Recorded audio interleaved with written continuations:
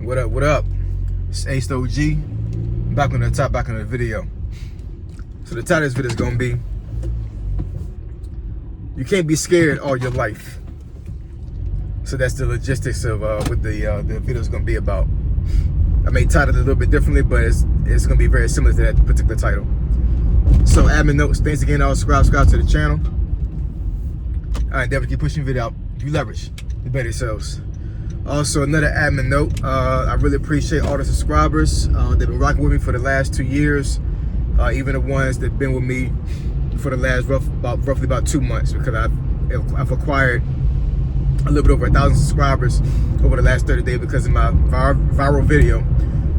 But even you guys, that's brand new to the channel roughly, really appreciate you guys. Actually, the ones that are brand new to the channel have been very loyal and been giving me a lot of good feedback.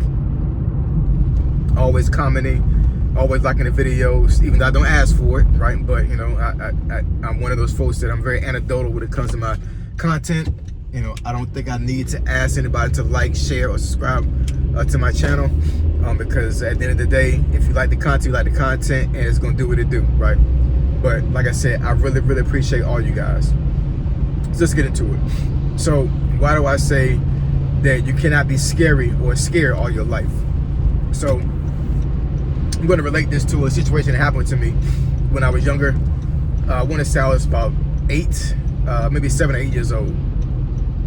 This is when I was still living in the projects with my grandmother and my mom. So living in the projects is a very, it can be a very traumatizing thing for kids, but I know for myself, because I was raised in that environment, a lot of things that I saw and was exposed to didn't bother me that much because it was normal. It was an everyday thing for me. And one of the everyday things that happened to me for a good period was, you know, I was always tried, and tried meaning that a lot of bullies tried to get at me because I was always the smallest kid in the bunch. And you know, I would say probably about 9 times out of 10, I was scared initially when the bully came to me and actually, you know, wanted to put their hands on me. But, you know, once that first punch was thrown and once we started tussling, you know, the fear went away, because it was so much of a routine thing for me that, you know, it wasn't that I was used to fighting, but I was used to getting over the fear of actually getting hurt, if that makes any sense. You know what I'm saying? Like, once I got into the spat or the tussle with the guy, the fear of being punched in the face or having something broken or being punched in the stomach just went away. It was all instinct after that. You know what I'm saying? I'm like, you know, is it me or you? And we just going at it. But there's one particular situation that happened to me when I was about 7, 8 years old. There was this kid that his grandfather lived in the court that I lived in.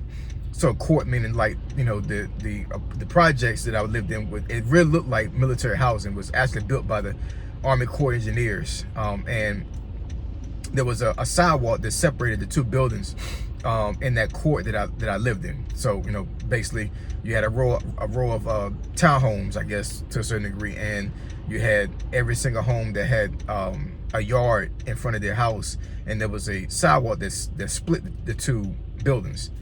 So this gentleman lived on the other side. He lived down the street from where I lived at, but not really down the street, just on the other end of the court. And I'm assuming this is his grandson that would come during the summertime. I guess this might have been like the second time that he had been there. And for some reason, I feared this kid. You know what I'm saying? Like, I don't know why. Like, it was I don't know. I have no clue why I feared this kid. He was about the same size as me, right? So anyways, I remember my grandmother sent me down there one summer morning. It had been summer because I was out of school, and I was going down there. It was a bright sunny morning. I'll never forget it.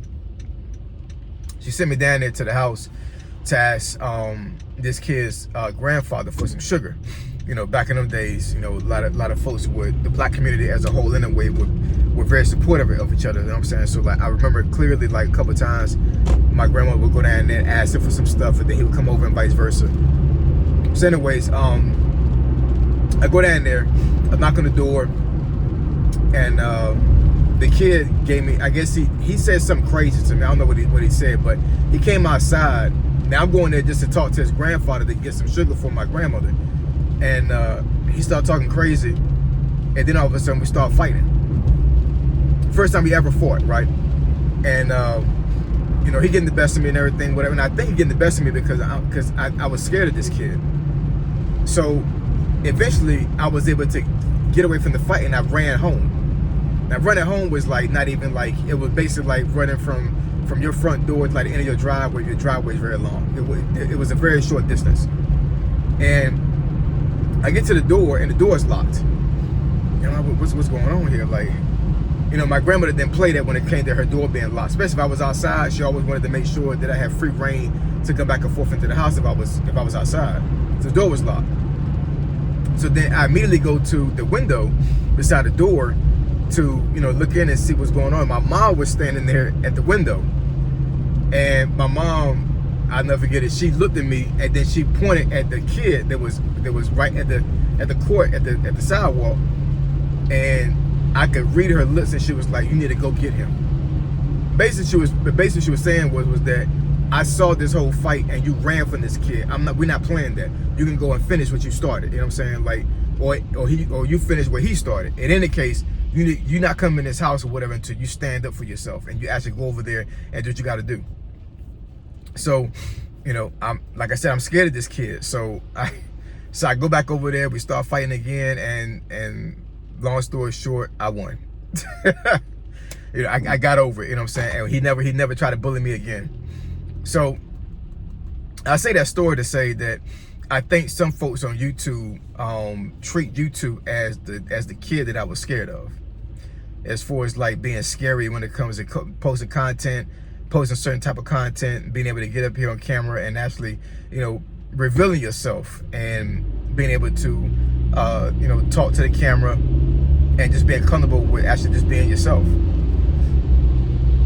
Now, I mean, as far as this kid's concerned, you know, I wasn't scared of being myself. I feared him as a whole. Like, I really feared him as a person. And I think some folks that have an idea of them wanting to make a channel on YouTube, they literally fear YouTube as almost like it's being a person, right? And it's the internet, y'all. You know what I'm saying? I do understand that, you know, things can go viral, and I understand that mistakes that are done on the internet can to a certain degree, you know, put somebody in a bad spot. I totally get that, right? But YouTube is it can have some viral moments, I will say that, right? But YouTube is a platform where there can be a lot of growth that you can see on the front end when you first start YouTube, all the way until, you know, a time where you may even stop using YouTube as a content creation engine. But only thing I'm saying is in this video is that, you know, don't treat YouTube as the scary boogeyman that's down the street. Especially if you know that you have purpose in what you're doing on YouTube, or you want to start a YouTube channel and you're really in this headspace like, you know, I'm really terrified and scared to get on camera. Well, if you have an idea of getting on YouTube, then obviously something is telling you to get on YouTube. Something is telling you to do content. So, you know, YouTube is not the big bad wolf. You know what I'm saying?